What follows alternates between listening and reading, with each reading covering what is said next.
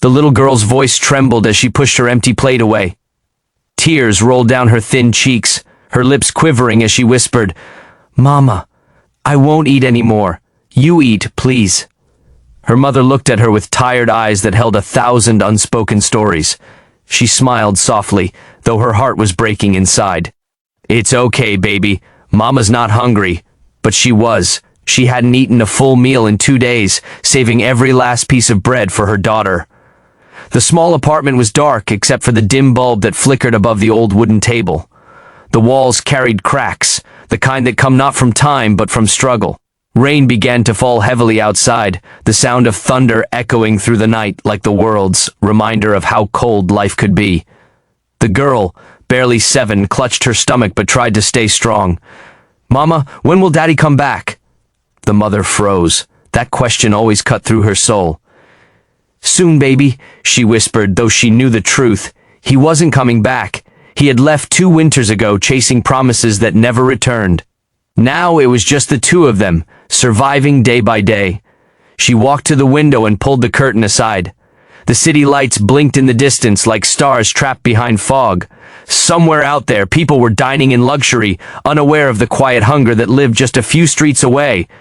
She sighed and turned back to her daughter, who had fallen asleep at the table, her head resting beside the empty plate. Her tiny hand still held the spoon. The mother gently lifted her, carried her to the old couch that doubled as their bed, and tucked her in with the thinnest blanket they owned. She kissed her forehead and whispered, "One day, my love, everything will change, I promise." Meanwhile, miles away in the heart of the city, a man in his late 40s sat alone in his office, staring out the window. His name was Adrian Cole, a self-made millionaire. He had everything money could buy: a mansion overlooking the skyline, cars that gleamed under the city lights, and an empire that never slept. Yet, that night, he felt something different. The noise of success had gone silent inside him. The laughter of his colleagues at the dinner meeting he canceled still echoed faintly in his head, but he couldn't stay.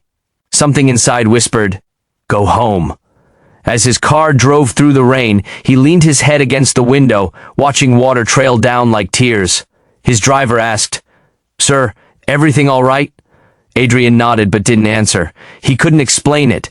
This sudden emptiness that had filled his chest. It wasn't loneliness. It was something deeper, something old, something he had buried for years. He arrived at his mansion, where everything smelled of wealth: polished floors, marble halls, chandeliers that glimmered like ice. But it was quiet, too quiet. No laughter, no warmth, no family waiting. He walked through the hall and stopped near the kitchen. There, hanging by the refrigerator, was an old photo. It was of him, years ago, as a young boy, smiling beside an older woman who wasn't his mother, his housekeeper, Maria. She was poor but kind, always feeding him when his parents were away. She'd tell him stories, warm and full of heart. She used to say, "Kindness, Adrian, is a circle. One day it will come back to you." He hadn't seen her in years. When he left for college, life moved fast. He built his empire but never looked back. Now standing there, something tugged at his heart. He wondered where she was, if she was okay, if she was still alive. He didn't know that miles away, in a dim apartment, Maria sat alone, holding her child, whispering that same promise she once gave him. One day, everything will change. Back in the small apartment, the rain had turned into a storm. The mother woke up coughing, her chest tight from the cold that seeped through the cracks in the wall. She tiptoed to check on her daughter. The little girl was shivering in her sleep. She pulled the blanket tighter around her, tears forming in her eyes. "Please, God," she prayed softly, "don't let her suffer because of me." At that same moment, lightning flashed through Adrian's mansion, illuminating the photo again. His heart pounded. He walked to his study, sat at his desk, and opened an old notebook, one that had been collecting dust for decades. Inside, tucked between pages, was a note written in shaky handwriting, "Don't forget where you came from." He remembered the day Maria gave it to him when he got his first job. "You'll make it big one day, Adrian," she had said, "but promise me you'll never forget the ones who helped you when you had nothing." He stood up suddenly, his mind racing. He didn't know why, but something inside told him to find her. He picked up his phone, called his assistant, and said, "I need you to find someone for me." Maria Lopez. She worked for my family years ago. Find her tonight." His voice trembled. The assistant was surprised but said, "Of course, sir." Hours passed. The storm grew stronger. Maria sat by the candlelight, humming softly to keep her daughter asleep. She didn't know that at that very hour, a car was driving through the same streets, searching for her name. Adrian's assistant finally called back. "Sir, I found her. She lives in an old apartment building on the east side, not far from here." Adrian didn't wait. He grabbed his coat and keys, ignoring the rain, and told his driver, "Take me there." The car pulled up outside the crumbling building. Rain poured down like a curtain between two worlds, wealth and struggle. Adrian stepped out, water soaking his expensive shoes, but he didn't care. He climbed the stairs, floor by floor, until he reached the top.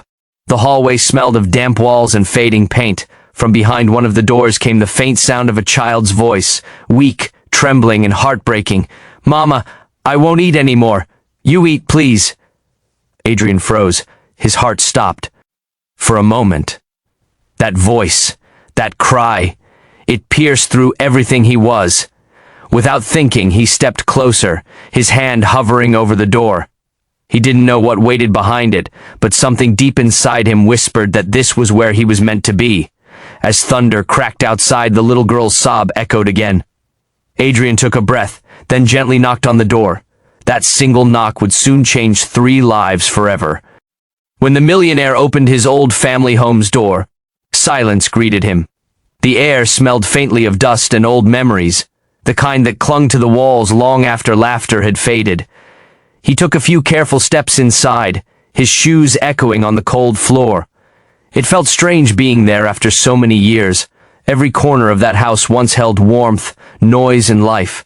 Now, it was just a shell, a museum of moments long gone. But then he heard it. A faint sound, a sob, not loud but sharp enough to slice through the silence. He followed the sound down the narrow hallway toward the kitchen, his heartbeat quickening with every step. The closer he got, the clearer it became. It wasn't just crying, it was a child's cry, a plea wrapped in pain. He reached the door, gently pushed it open, and froze. There, in the flickering light of a candle, sat an old woman on the floor. Her face was pale, her clothes worn. Time had carved deep lines into her cheeks, but her eyes, he knew those eyes. Sitting beside her was a small girl, clutching an empty bowl in her tiny hands. "Mama," the little one whispered. "I won't eat anymore. You eat, please." The man felt something heavy rise in his chest. Memories hit him all at once. A little boy running through the same kitchen, laughing as that same woman placed a warm meal in front of him. Back then, she'd been the one feeding him, comforting him, treating him like her own son when his parents were too busy chasing wealth to notice their child. She had been his light in a lonely childhood, and now here she was, weak, hungry, and forgotten. He whispered her name, almost afraid it was a dream. "Maria?" The old woman's head lifted slowly, her eyes squinting in disbelief. For a moment she just stared, unsure if her tired mind was playing tricks on her. "Adrian?" she breathed out. The name trembled off her lips like a prayer answered too late. He nodded, tears forming in his eyes as he knelt beside her. "It's me," he said softly. "It's really me." The child looked between them, confused, her small face filled with worry. Maria reached for his hand, her fingers trembling. "You came back," she whispered. "I didn't think I'd ever see you again." He squeezed her hand, struggling to find words. "Why didn't you tell me? Why didn't you call?" She smiled weakly, a sad smile of someone who had known too much pain. "How could I? You were living your life. You had become everything. I hoped you'd be. I didn't want to burden you." He looked around the small kitchen. Cracked walls, empty shelves, a broken stove. The kind of poverty no one should endure, especially not the woman who once gave him everything she had. His voice cracked. "You were never a burden. You saved me when I was a boy. You made sure I never went hungry, even when it meant you went without. I can never forget that." The little girl tugged at Maria's sleeve, whispering, "Mama, who is he?" Maria smiled softly at her daughter. "He's someone I once helped a long time ago." Adrian looked at the child, her eyes big and innocent, her cheeks hollow from hunger. He felt an ache deep inside, the kind of ache that no amount of money could fix. "And now," he said gently, "it's my turn to help you." Maria tried to protest. "No, Adrian, please, you don't have to," but he stopped her with a look. "I want to." His voice was firm, filled with emotion. "You gave me kindness when I had nothing. You believed in me when no one else did. I owe you my life." Without another word, he stood up, took out his phone, and made a call. "Yes, it's me. I need groceries. Everything a family needs. Tonight. And send my doctor here immediately." He hung up before she could argue. Maria watched him, tears streaming down her face. For years she had prayed for help, not for herself, but for her little girl. She never imagined it would come like this, through a man she once fed with her own hands. Within an hour, the sound of footsteps echoed through the hallway. Workers arrived, carrying bags of food, blankets, medicine, even toys for the little one. The empty cupboards were filled to the brim. The old stove was replaced with a new one. The room that once felt cold now glowed with warmth. Maria sat speechless, her hands covering her mouth as she watched everything transform around her. Her daughter's eyes sparkled as she saw fresh fruit, milk, and bread on the table. She clapped her hands, laughing for the first time in months. Adrian knelt beside her. "What's your name, sweetheart?" "Lila," she said shyly. "Well, Lila," he smiled, "from now on you'll never have to skip a meal again." The girl grinned, showing her missing front tooth. "Thank you, mister." Maria wiped her tears. "Adrian, I don't know how to thank you." He shook his head. "You already did years ago. This is me keeping my promise to you. I told you I'd make something of myself. I just never realized I'd forgotten the person who helped me become who I am." That night they sat together at the table, the same table where the little girl had once cried over an empty plate. Now it was filled with food. The smell of soup and bread filled the room, wrapping them in memories of home. Maria ate slowly, tears falling with every bite. Lila laughed, feeding her mother a piece of bread, saying, "Now you eat, Mama." Adrian smiled quietly, watching them. He felt something shift inside him. Peace. For the first time in years, his heart felt full. The world outside might have seen him as a powerful man, but in that small kitchen, he was just Adrian again. The boy who had been shown love when he had nothing. Before leaving, he turned to Maria. "I'm not going to disappear again. I've arranged for everything.